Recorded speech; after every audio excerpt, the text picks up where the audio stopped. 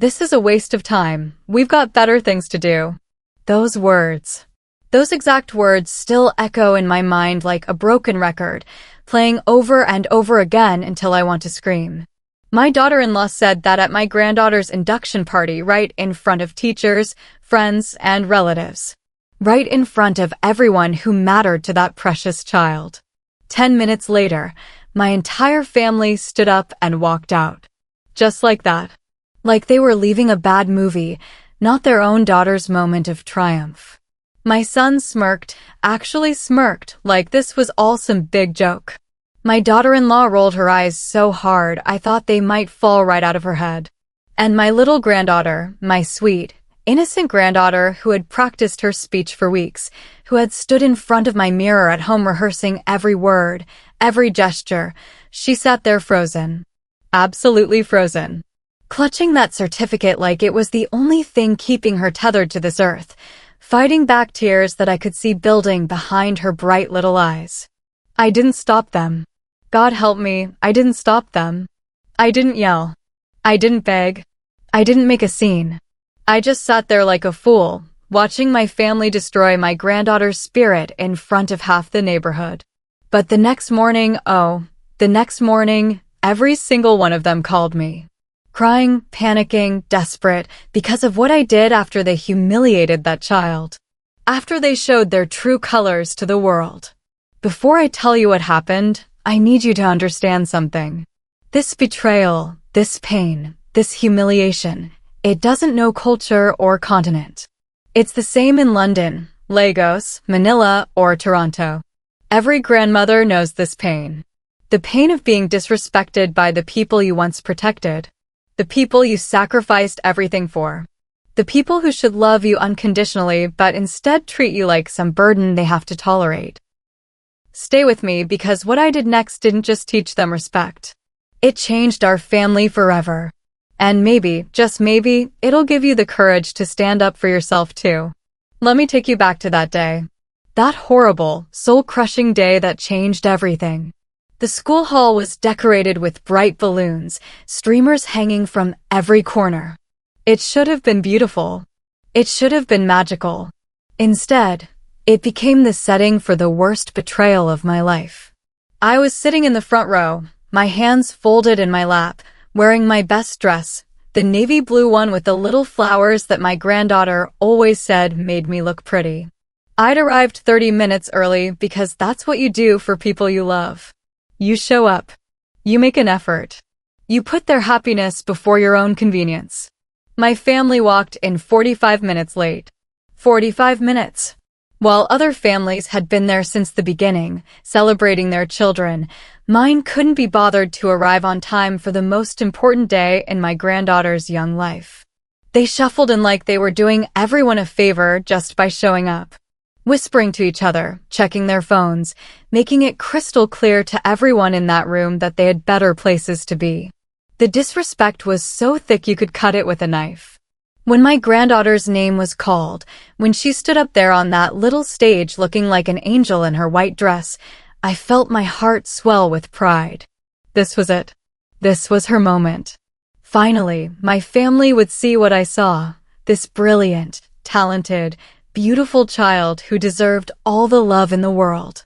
But my son, my own flesh and blood, he leaned over to his wife and said, loud enough for half the row to hear, "Can we leave after this?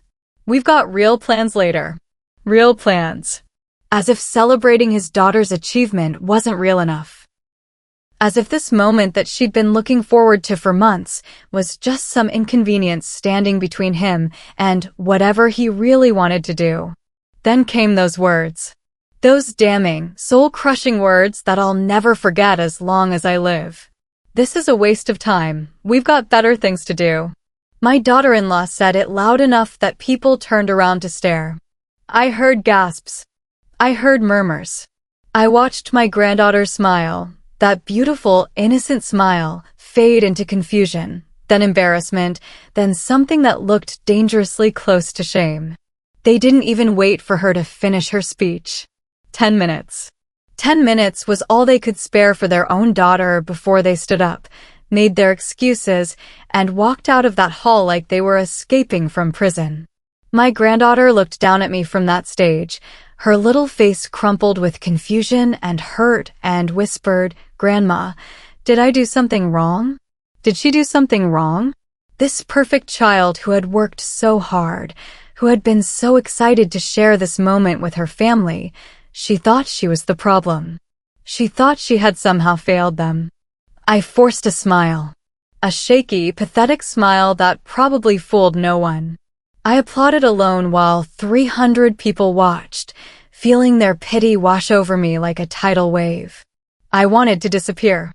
I wanted to crawl under my seat and never come out. But I couldn't leave her. Not like they did. I stayed until the end. I clapped for every child, smiled at every parent, pretended like my heart wasn't shattering into a million pieces inside my chest.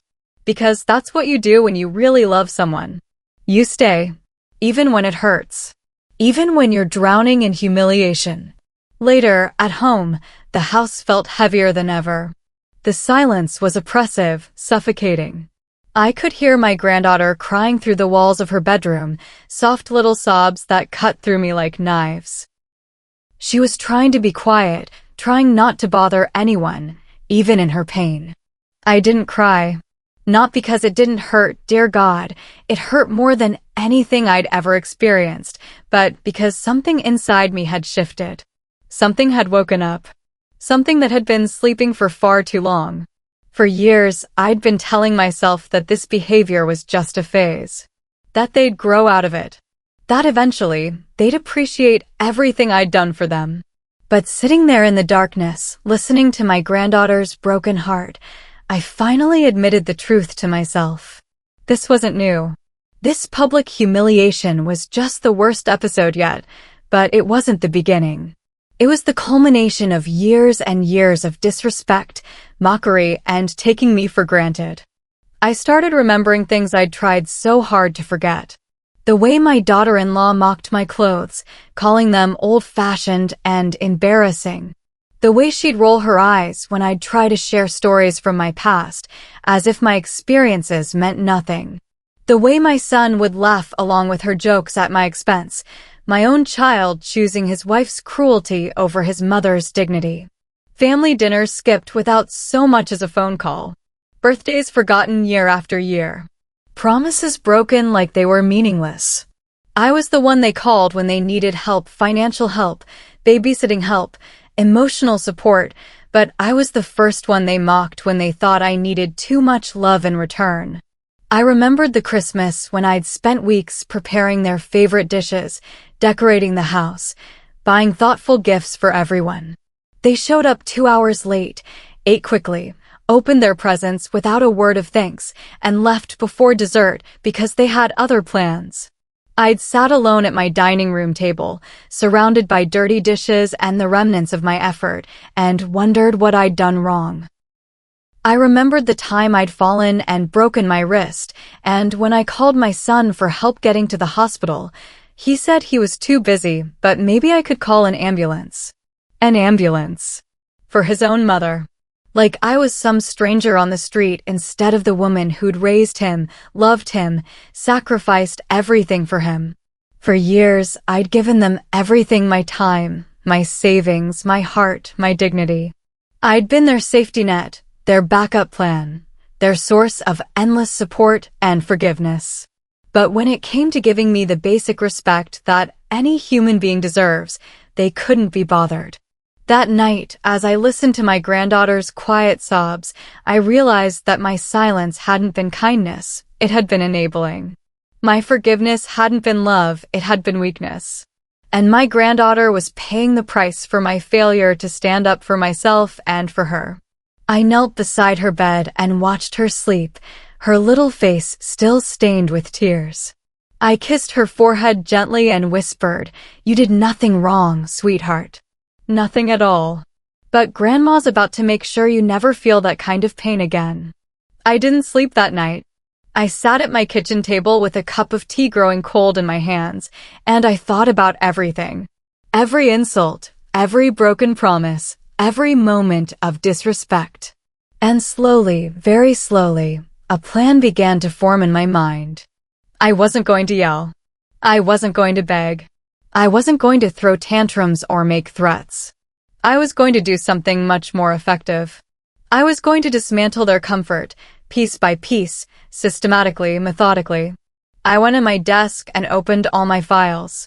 Bank statements, loan documents, insurance papers, investment accounts.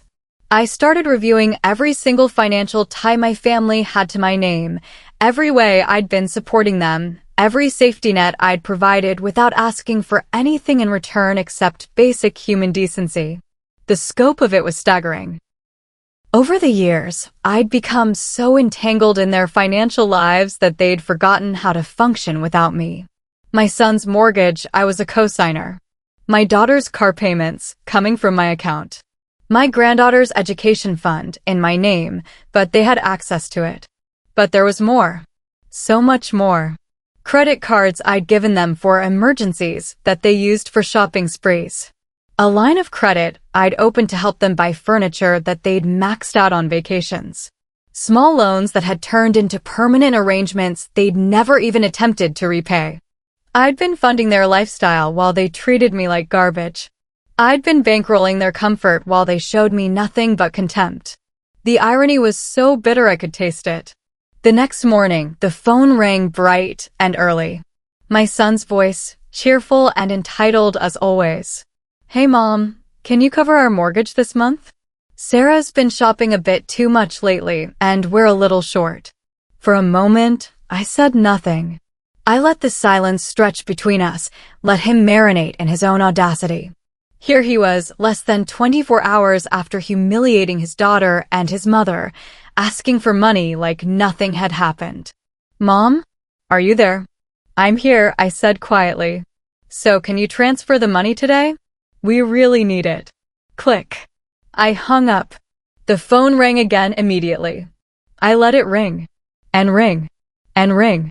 20 minutes later, my daughter called. Mom, Tommy needs his tuition paid by Friday. Can you handle that like usual? Another entitled demand. Another assumption that I existed solely to solve their problems and fund their lives. Click.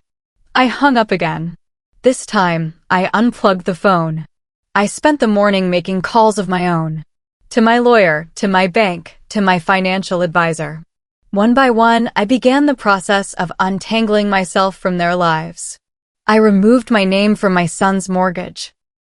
It took several phone calls and a trip to the bank, but by noon, he was solely responsible for his own home. If he couldn't make the payments, that was his problem now. I closed the shared account with my daughter. The one she'd been using like her personal ATM for years. The one she'd never once thanked me for maintaining. I canceled every credit card I'd given them. Every single one. The looks on the bank employees' faces told me they'd rarely seen someone cancel so many accounts in one sitting. But then I discovered something that made my blood boil hotter than anything else. While reviewing the education fund I'd set up for my granddaughter, the fund I'd been contributing to faithfully for 8 years, I found unauthorized withdrawals. Large ones. Recent ones. My son had been stealing from his own daughter's future. $5,000 taken out 3 months ago. $3,000 2 months ago. Another $2,000 just last week. All of it gone to fund their lifestyle while they couldn't even be bothered to stay for her induction ceremony. They weren't just ungrateful, they were thieves. They were stealing from their own child's future while simultaneously destroying her present. I called my lawyer immediately. I want to know my rights, I told him. All of them. By the time I was done with my research, I knew exactly what I was going to do. And it was going to hurt them in ways they never saw coming. The next day, my daughter-in-law showed up at my door uninvited, dragging my granddaughter along like a prop in whatever drama she was planning to perform. You can't just cut us off, Bertha, she said, her voice dripping with indignation. We're family. Family. She had the nerve to use that word after what she'd done. I looked down at my granddaughter, who was staring at her shoes, clearly uncomfortable with being used as ammunition in her mother's war. Sweetheart, Why don't you go to the kitchen and get yourself some cookies? I said gently. The adults need to talk.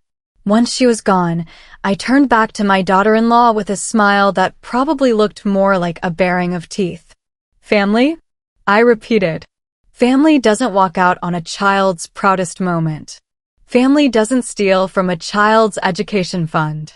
Family doesn't treat their elders like walking ATMs while showing them nothing but contempt. Her face went white.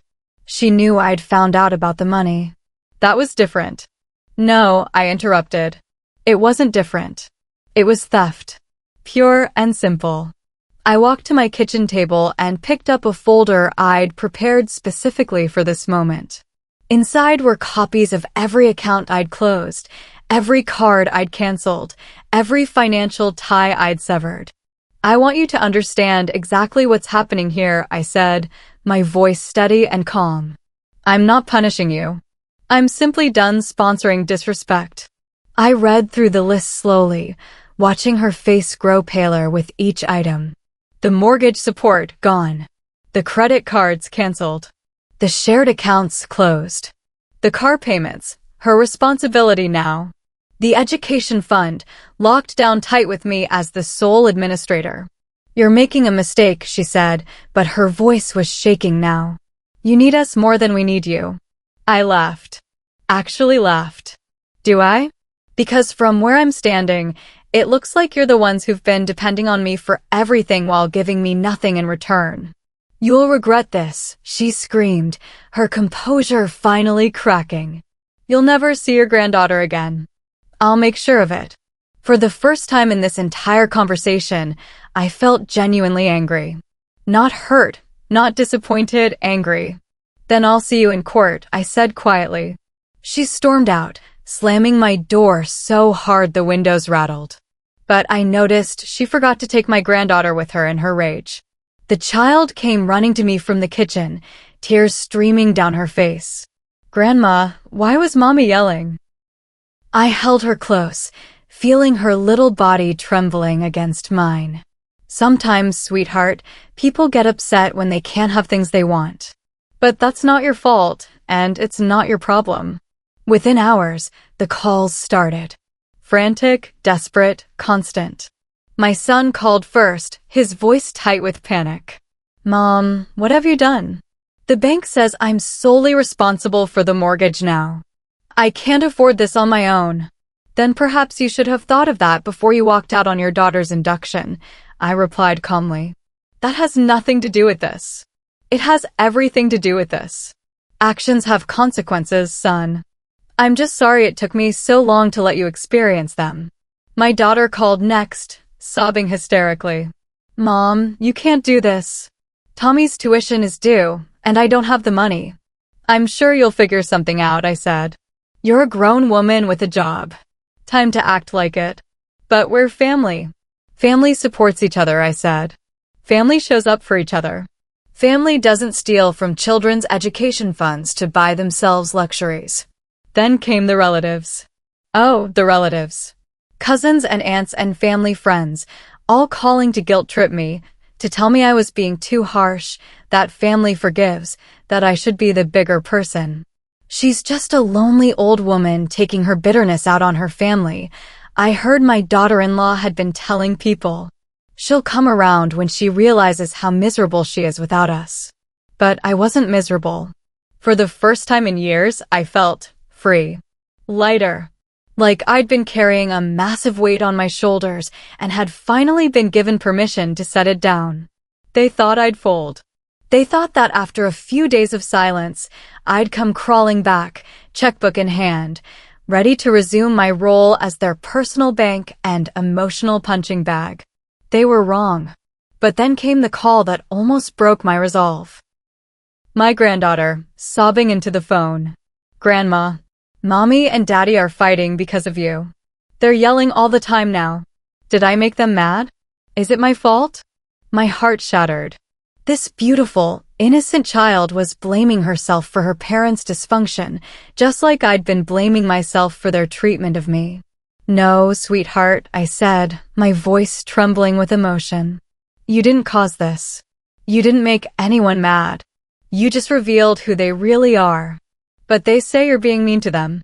Sometimes, I said carefully, when people have been making poor choices for a long time, and someone finally stops enabling those choices, they call that person mean. But really, I'm just teaching them to be responsible for their own actions. I miss you, Grandma. I miss you too, baby. More than you know. That night, I made another call to my lawyer. I want to file for grandparent visitation rights, I told him. And I want to petition for control over the education fund until my granddaughter turns 18. That's going to be a battle, he warned me. Good, I said. I'm ready for a fight. The legal proceedings took months. Months of depositions and hearings and character witnesses. My son and daughter-in-law fought me every step of the way, painting me as a vindictive old woman who was trying to control their lives. But the evidence was on my side. Financial records showing years of support with no repayment. Character witnesses who'd seen how they treated me. Documentation of the unauthorized withdrawals from my granddaughter's education fund. Most damning of all was the testimony from the teachers and parents who'd been at the induction ceremony. They'd all witnessed the public humiliation, the callous disregard for a child's feelings, the way my family had walked out on their own daughter. In court, my daughter-in-law tried to claim that I was an overbearing grandmother who'd been trying to buy their love with money. The irony was so thick it was almost funny. I'd been overbearing by giving them everything they asked for. I'd been controlling by never saying no to their demands. My son took the stand and actually had the audacity to claim that I'd been manipulating them for years, using money as a weapon to force them to spend time with me. All she ever wanted was control, he said. She'd give us money and then expect us to be grateful forever. My lawyer was ready for this. Mr. Johnson, he said, in the past 5 years, how many times did your mother ask you to visit her when you didn't need money? I don't know. Several times, I guess. And how many of those invitations did you accept? Silence. Let me rephrase. In the past 5 years, can you think of a single time you visited your mother when you didn't need something from her? More silence. Can you think of a single birthday of hers you remembered without being reminded? A single holiday you spent with her because you wanted to, not because she was hosting and cooking for everyone. My son's face was getting redder by the minute. She's manipulative. Mr. Johnson, your mother contributed over $50,000 to your household expenses in the past 2 years alone. Did she ever once threaten to cut you off if you didn't visit more often? No, but... Did she ever make her financial support conditional on your behavior toward her? No. Did she ever ask for anything in return except basic respect and inclusion in family events? It's more complicated than that. Is it? Because from where I'm sitting, it looks like a grandmother who loved her family unconditionally and supported them financially for years, only to be publicly humiliated when she asked for nothing more than to celebrate her granddaughter's achievement. The judge had heard enough. In his ruling, he was surprisingly blunt. This court finds that Mrs. Johnson has been financially supporting her adult children for years while receiving minimal emotional support in return. The incident at the child's induction ceremony demonstrates a pattern of disrespect that has clearly been escalating over time. Furthermore, the unauthorized use of funds from the child's education account represents a serious breach of trust. I won guaranteed visitation rights with my granddaughter. I won sole control over her education fund until she reached adulthood. And perhaps most importantly, I won the legal validation that my treatment of them had been entirely justified. Justice doesn't always roar. Sometimes, it just signs your name on a court order. The aftermath was swift and brutal. My son's house went into foreclosure within 6 months. Turns out that when you're living beyond your means and suddenly lose your safety net, reality hits hard and fast. My daughter had to pull Tommy out of his private school and sell her car. She'd been so dependent on my support that she'd never learned to budget or save or live within her means. My daughter-in-law had to go back to work full-time for the first time in years. No more shopping sprees, no more spa days, no more expensive dinners out 3 times a week. They tried everything to get me to reconsider. Tears, threats, guilt trips, flying monkeys in the form of other family members.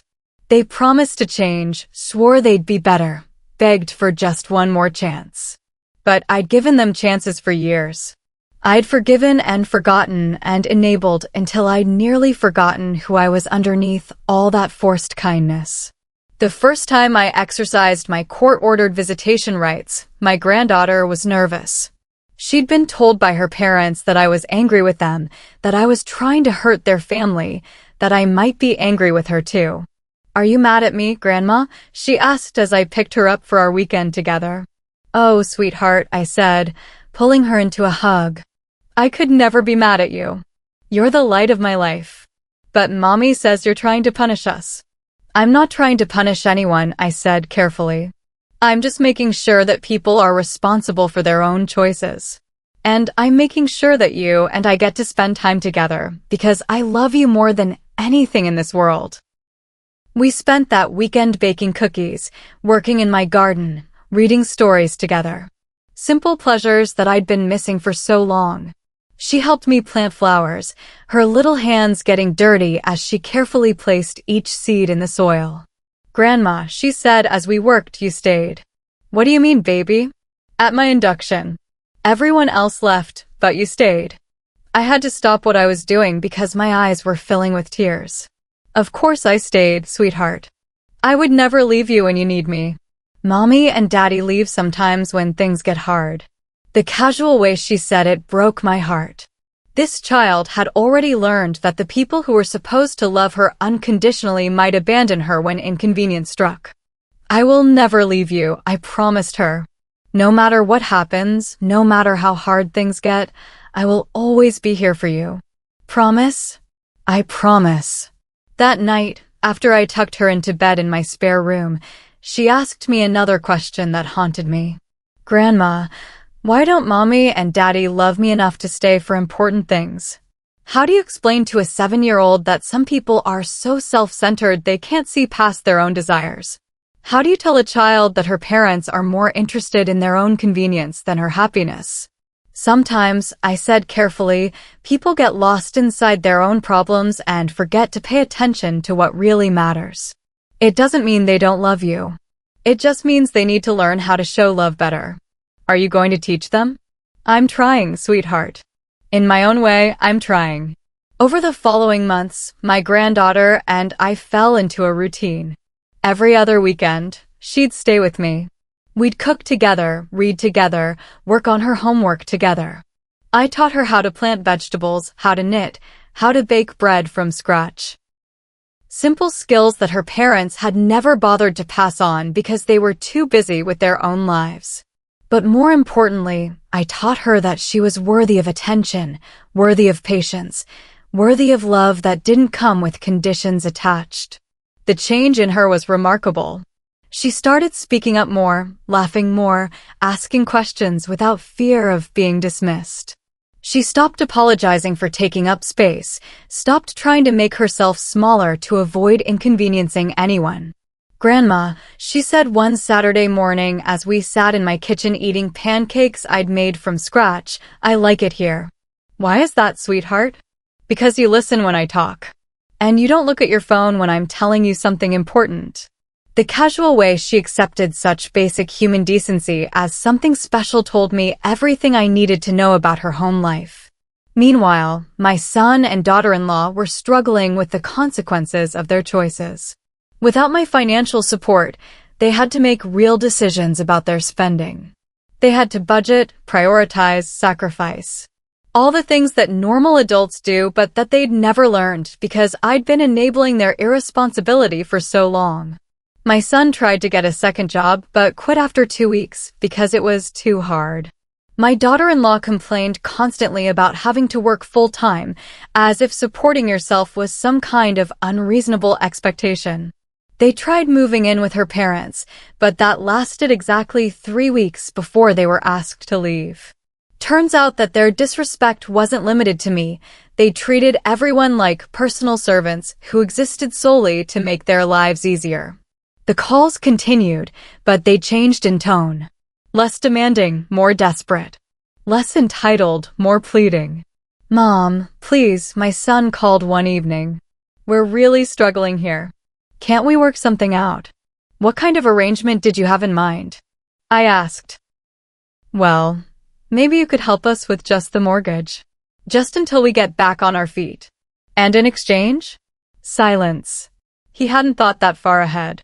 He still couldn't grasp the concept that relationships were supposed to be reciprocal. "I will visit more often?" "You'll visit more often," I repeated. "Like it's some kind of chore you're graciously offering to endure." "That's not what I meant." "Son, do you have any idea how many times over the years I invited you for dinner and you said you were too busy? How many birthdays you forgot? How many holidays you spent elsewhere because you had better options? We had our own lives to live. And I had my own life too. But I put yours first. Always. I put your needs, your wants, your convenience ahead of my own happiness for years. And what did I get in return? We're grateful. Are you? Because walking out of your daughter's induction ceremony didn't feel very grateful. Stealing from her education fund didn't feel very grateful.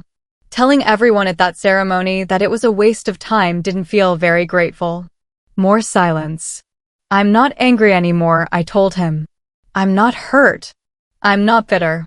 I'm just done. Done being taken for granted. Done being treated like a convenience store that's always open and never expects payment. So, what do you want from us?" "I don't want anything from you anymore," I said. "That's the point. I've learned to find my happiness somewhere else." And it was true. For the first time in years, I was genuinely happy. My house felt peaceful instead of tense. My weekends with my granddaughter brought me more joy than years of family dinners where I'd been ignored or mocked. My finances were my own again, and I could spend my money on things that brought me pleasure instead of funding other people's ingratitude. I started taking art classes. I joined a book club. I made new friends who actually enjoyed my company and didn't see me as a walking wallet. I discovered parts of myself that I'd forgotten existed during all those years of trying to buy love from people who had none to give. My granddaughter noticed the change in me. "Grandma, you seem happier now," she said one afternoon as we painted pictures together in my kitchen. "Do I?" "Yeah. You smile more. And you laugh more. And you don't look sad when you think I'm not watching." Children see everything. They notice things that adults miss or choose to ignore. She'd been watching me be miserable for years, and now she was watching me rediscover joy. "I am happier," I admitted. Sometimes when we stop trying so hard to make other people happy, we remember how to make ourselves happy. Is that why you don't give mommy and daddy money anymore? The directness of children never fails to amaze me. No beating around the bush, no polite euphemisms. Just straight to the heart of the matter. "Partly," I said. But mostly, I stopped giving them money because they weren't grateful for it. When someone takes your generosity for granted, it stops being generous and starts being enabling. What's enabling? It's when you help someone so much that you actually make them weaker instead of stronger. Like if I did all your homework for you, you'd get good grades, but you wouldn't learn anything. She nodded thoughtfully. "So you were doing their homework?" "In a way, yes. And now they have to learn to do it themselves." "Exactly." She painted quietly for a few minutes, then looked up at me again. "Are they learning?" I thought about my son's recent phone calls, the desperation in his voice, the way he still couldn't understand that his problems were the result of his own choices rather than my cruelty. "Some people learn faster than others," I said diplomatically. 6 months after the court ruling, my daughter showed up at my door alone. No demands this time, no threats, no dragged-along grandchildren for emotional manipulation. Just her, looking tired and older than her years. "Mom," she said quietly, "can we talk?" I invited her in and made tea. We sat at my kitchen table in awkward silence for several minutes before she finally spoke. "I've been thinking about what you said. About consequences and responsibility." I waited. "Tommy asked me why you don't help us anymore." And I started to explain about how you were being mean and unfair, but then I realized I couldn't actually explain what you'd done wrong. This was progress. You supported us for years, she continued. You never asked for anything except to be included in our lives. And we took that for granted. Yes, I said simply. You did. I know I can't undo what happened at the induction ceremony. I know we hurt you and we hurt her. I don't know how to fix this. You can't fix it, I told her. Not the way you're thinking. You can't apologize your way back to the way things were because the way things were wasn't working. It wasn't healthy for any of us. So what do? You learn to stand on your own feet. You figure out how to live within your means. You become the kind of people who deserve support instead of just expecting it. And then maybe we can have a relationship based on mutual respect instead of financial dependency. She started crying then.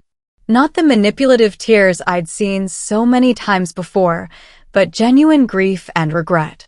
I'm sorry, Mom. I'm so sorry for everything. I know you are, I said.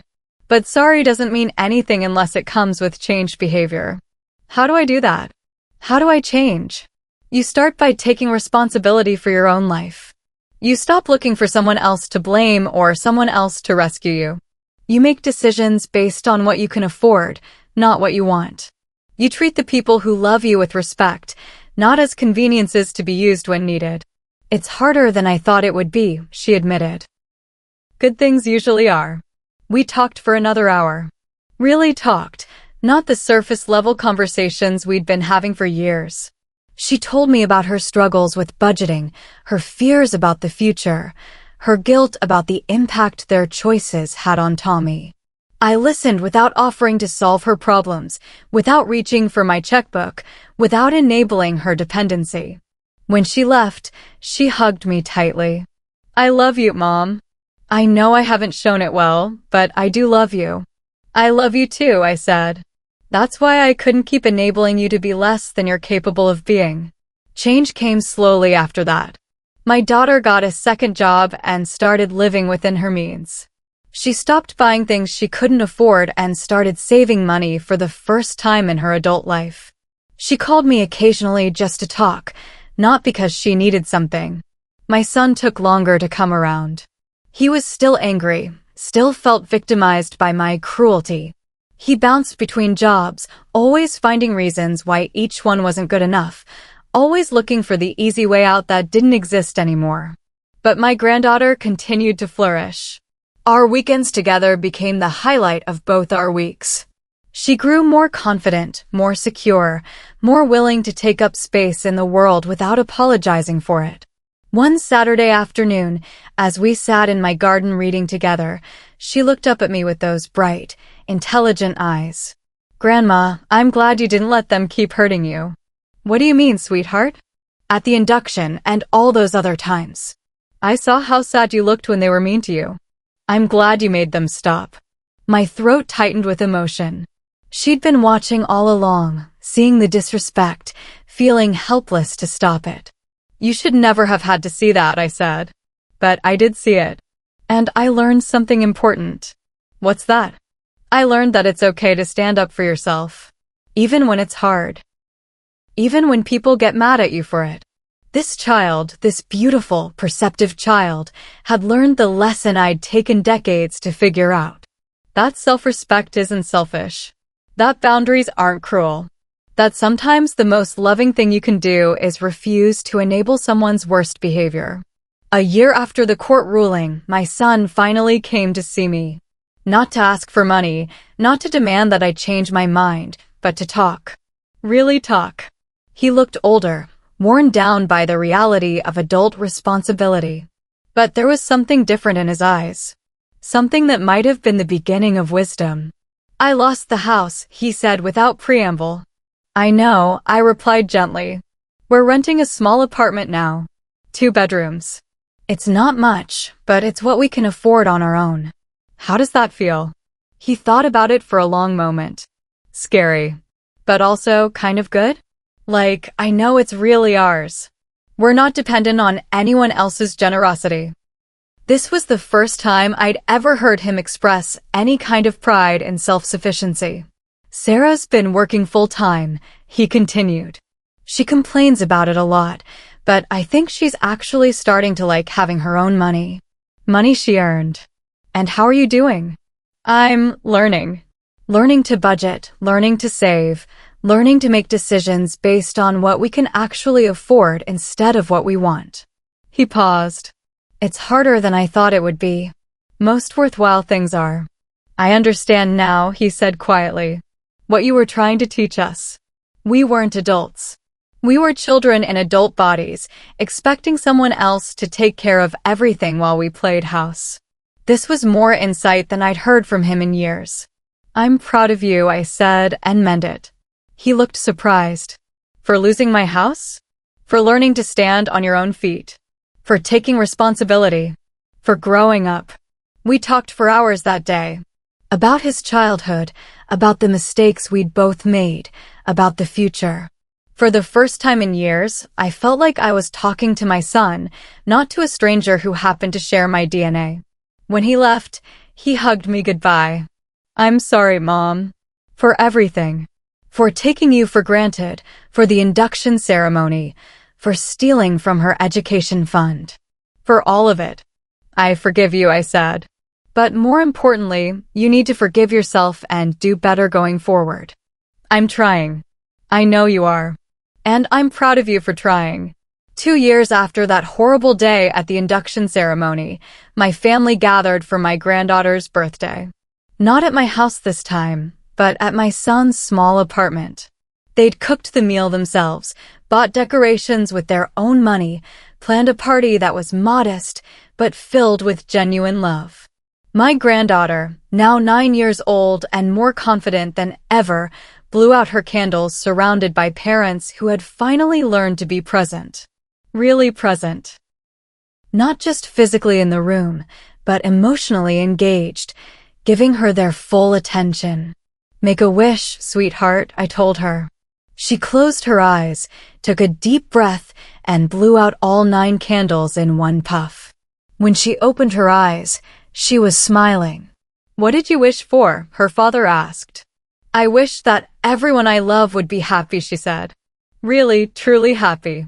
I looked around the room at my family, my son and daughter-in-law who had finally learned to support themselves, my daughter who was building a life based on her own efforts rather than other people's generosity, my granddaughter who was growing up knowing that love comes with respect, not exploitation. They weren't the same people who had walked out of that induction ceremony. The crisis I'd forced them into had broken them down and built them back up into better versions of themselves. They'd learned to live within their means, to appreciate what they had, to treat the people they loved with the respect those people deserved. And I wasn't the same person either. I was no longer the sad, enabling grandmother who bought love with money and accepted crumbs of affection in return. I was someone who had learned that true generosity sometimes looks like saying no. That real love sometimes requires tough choices. That you can't help someone by doing everything for them. That night, as I drove home from the party, I reflected on everything that had happened. They'd thought they could break me in that school hall 2 years ago. They'd thought that by humiliating me and my granddaughter, they could continue taking me for granted indefinitely. Instead, they'd freed me. Freed me from a lifetime of being everyone's backup plan and no one's priority. Freed me from the exhausting cycle of giving and giving and giving to people who saw my generosity as an entitlement rather than a gift. They'd lost their safety net, but they'd gained something much more valuable. Self-respect, independence, and the knowledge that they could take care of themselves. And I'd gained something too, peace of mind, genuine happiness, and a relationship with my granddaughter built on love rather than obligation. Some people say I was too harsh. Some people say family should forgive anything, endure everything, sacrifice without limit. But I've learned that unconditional love doesn't mean unconditional enabling. Real love sometimes requires boundaries. Sometimes it requires consequences. Sometimes it requires letting the people you love face the results of their choices instead of rescuing them from every difficulty. My granddaughter is 10 now, and every time I see her, I'm reminded that standing up for myself was really standing up for her too. She's growing up in a family that has learned to show love through presence, attention, and respect, not just when it's convenient or profitable. She's learning that her worth isn't dependent on what she can provide for other people. She's learning that she deserves to be treated with kindness and consideration. She's learning that it's okay to have boundaries, to say no, to expect reciprocity in relationships. These are lessons I wish I'd learned at her age instead of in my 70s. But maybe that's the point. Maybe every generation has to learn these truths for themselves. Maybe my job wasn't to make my children's lives easy, but to raise them to be strong enough to handle life's difficulties on their own. If you're listening to this, and you recognize yourself in my story, if you're the one always giving, always supporting, always being taken for granted, I want you to know that it's never too late to reclaim your dignity. It's never too late to set boundaries. It's never too late to demand the respect you deserve. And if you're the one doing the taking, if you're the one who expects others to fund your lifestyle while giving nothing in return, I want you to know that your enablers won't enable you forever. Eventually, everyone reaches their breaking point. Eventually, everyone gets tired of being used. The choice is yours. You can learn to stand on your own feet voluntarily, with support and encouragement from the people who love you. Or you can learn the hard way, when your safety nets disappear and you're forced to face reality alone. Either way, you'll learn. Because life has a way of teaching us the lessons we need to know, whether we're ready for them or not. My family learned.